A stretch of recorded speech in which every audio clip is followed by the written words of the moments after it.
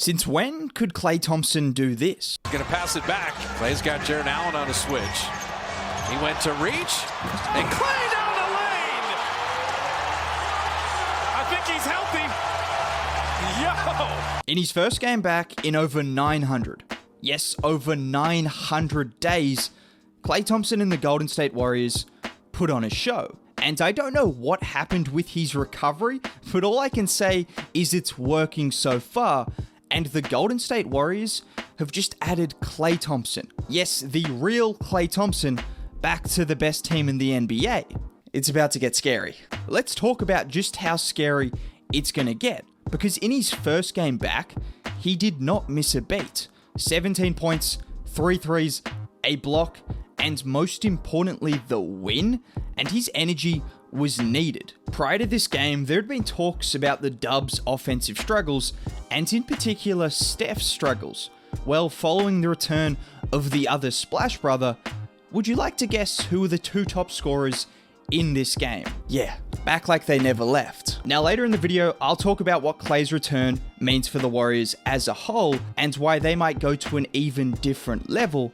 But first, we just have to focus on this man. For some people, the stat sheet was all they needed to see, but I'm sure I speak for 99% of Warriors fans and NBA fans in general when I say the stat sheet was the least impressive part of Klay's first game back.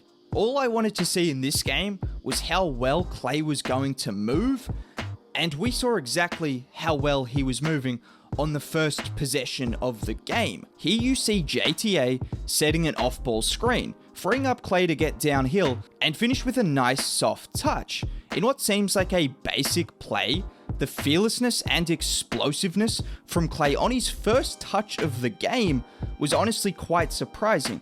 And this is coming from someone who was expecting a good return. But considering the circumstances, that was an incredibly promising start. And well, he didn't stop there. Here's Klay isolating against Lamar Stevens, a quick pump fake before driving to his spot and hitting nothing but net. This is then followed a couple of possessions later by another isolation against Lauri Markkanen, hitting a tough fade over an outstretched 7-footer. Did these shots look familiar? Yeah, they look pretty similar to what Klay Thompson has done over his career. But this was all fun to see, and it's great that he nearly dropped 20 points in his return. But that wasn't the biggest takeaway from the game, and it wasn't the poster either. The biggest takeaway, without question, was the other end of the floor. Klay Thompson is quite literally the epitome of 3-and-D, and he has never taken the defense lightly. Just look at the resume, and he might still be able to add to that because of how he was moving defensively. Here he is matched up against one of the shiftiest players in the entire NBA. Garland tries to shake Klay with a quick crossover and step back, and despite moving back about a quarter step, Klay manages to stay right in front of him, forcing a miss with a great contest. This was then followed up with a fantastic block on Garland, which was wrongfully called a foul, but again showed Klay's length and versatility at 6'6", guarding one of the quickest and shiftiest players in the NBA. But if you want to talk versatility, it gets even better. He wasn't only moving his feet exceptionally well, here's the intelligence of Klay on display. You have Steph Curry, who is switched onto Evan Mobley. Klay is covering the corner shooter. Steph pushes up to press Jared Allen on the pass, which then forces Klay to rotate over and take Mobley. He does so with ease, before then forcing a jump ball alongside Kevon Looney. It's these minor details that have made him such a great defender over the years. And that wasn't the only bit of defense he played on Evan Mobley either. On this possession, Mobley tries to post up from the 3-point line using his size to get inside. Now he does finish above Klay using his insane length and athleticism. I mean, he's 7 foot, but Klay made it incredibly difficult, and that's important. It was important to note that his lower body strength was still good enough to keep Evan Mobley in front of him and force a tough shot. The scariest part about the return of Klay is the knock-on effect. Formerly second and third options, the Warriors will now have two guys that are averaging damn near 20 points as their third and fourth options, with Jordan Poole now the team's sixth man, and as I've mentioned before, those numbers are incredibly comparable to some of the recent Sixth Man of the Year winners, and you have him coming off your bench.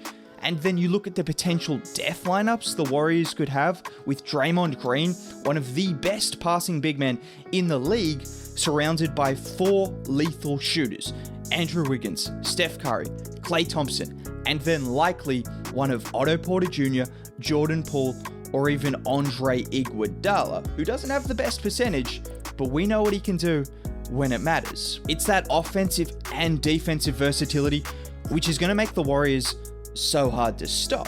But let me ask you guys a quick question. Did you guys notice what I noticed from last night's game? Steph's energy was on a completely different level against Cleveland. After spending nearly 100 games straight being the sole focus of all the defense's attention and the offense's attention, he seemed to thrive off the energy Klay and the fans brought, allowing him not to be center stage for once. And although they only played 12 minutes together, so there aren't a ton of examples of the impact Klay is going to have on Steph going forward, but here's just a minor one. Here you see Steph switched on to Jarrett Allen. You have Chetty Osman, who is in position to help over, and he would often hedge off the shooter and at least make a play on the ball to disrupt Steph in this situation. But as you can see, he does not give Klay an inch, because that is the gravity and respect he has as an all-time great shooter. Just a small example, and there will be more going forward, but immediately you see the difference between him guarding someone that is a 35% shooter and one of the greatest shooters of all time, giving Steph just a little bit more space to finish at the rim. But while we're touching on Klay's shooting, how did it actually look? Well, he was 3 of 8 from deep, but the encouraging signs were his quick trigger and off-ball movement that was still there. As you can see on these examples, Klay is getting the separation needed. His shots just fell short on a couple of occasions, but the most important takeaway was he could get the separation, and the Warriors offense, the likes of JTA, the likes of Kevon Looney, these guys know how to set screens for Klay. They know how to set screens for Jordan Poole and Stephen Curry, and this is why Klay is going to come back and fit seamlessly and get the same kind of looks he got on those Golden State Warriors teams multiple years ago, because this offense is catered to the same kind of movement, and that is absolutely key. Klay Thompson is back. The league is 10 times better.